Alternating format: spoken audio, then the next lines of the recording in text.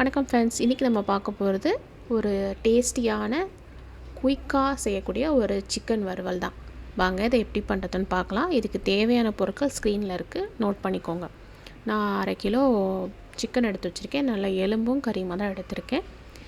நல்லா சிக்கனை வாஷ் பண்ணி வச்சுருக்கேன். இதில் 2 ஸ்பூன் இஞ்சி பூண்டு பேஸ்ட் சேர்த்துக்கிறேன். இது கூடவே எடுத்து வச்சுருந்து அந்த மசாலா பொடியெல்லாம் சேர்த்துக்கிறேன். 2 ஸ்பூன் மல்லித்தூள், 2 ஸ்பூன் மிளகாத்தூள் காரத்துக்கேற்ப கூட்டி குறைச்சிக்கோங்க. 1 ஸ்பூன் காஷ்மீரி வத்தல், 1/2 ஸ்பூன் மிளகுத்தூள், 1/2 ஸ்பூன் கரம் மசாலா, 1/4 ஸ்பூன் மஞ்சத்தூள்.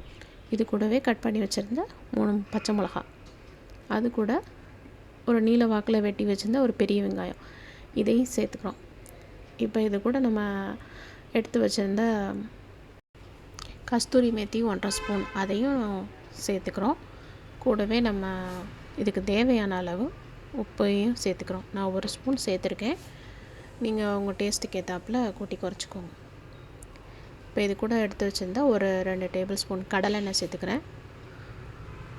கூடவே நறுக்கி வச்சுருந்த கொத்தமல்லி தழை அதையும் சேர்த்து இப்போ எல்லாத்தையும் ஒன்றா மிக்ஸ் பண்ண போகிறோம். அதுக்கு முன்னாடி ஒரு 1/2 எலுமிச்சம்பழத்தோட சாறு அதையும் சேர்த்துக்கிறோம்.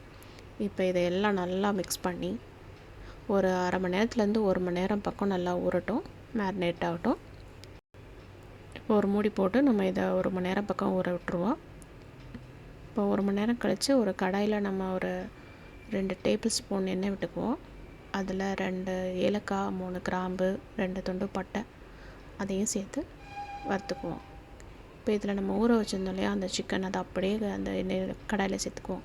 கடாய் சின்னதாக இருந்ததுனால நான் வேறு பாத்திரத்துக்கு மாற்றிருக்கேன். இப்போ இதை சேர்த்ததுக்கப்புறம் மீடியம் ஃப்ளேமில் வச்சு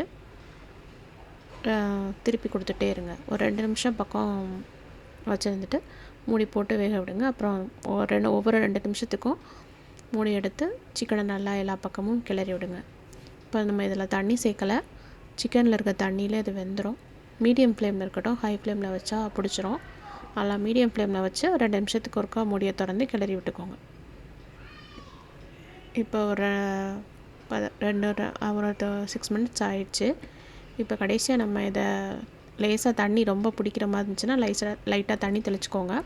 நான் ஒரு 1/4 டம்ளர் தண்ணி தெளிச்சுட்டு இப்போ இதை நம்ம ஒரு 10 நிமிஷம் 10லேருந்து 15 நிமிஷம் அப்படியே மூடி போட்டு மீடியம் ஃப்ளேமில் விட்டுருவோம். 15 மினிட்ஸ்க்கு அப்புறம் திறந்து பாருங்கள் எவ்வளோ நல்லா சிக்கன் வெந்துருச்சு. இப்போ இந்த ஸ்டேஜில் தண்ணி எதுவும் இல்லை. இப்போ நல்லா சிக்கனை எல்லா பக்கமும் பெரட்டி விட்டுக்கோங்க. சிக்கன் நல்லா குக் ஆகிடுச்சு.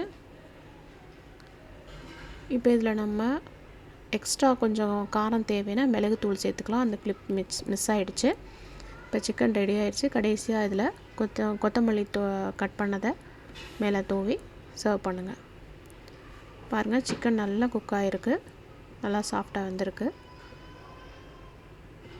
இது ரொம்ப டேஸ்ட்டாக இருக்கும். வீட்டில் ட்ரை பண்ணி பாருங்கள், ஈஸியாக இருக்கும். வேறு ஒரு ரெசிபியோடு உங்களை பார்க்குறேன். அது வரைக்கும் பை ஃப்ரெண்ட்ஸ்.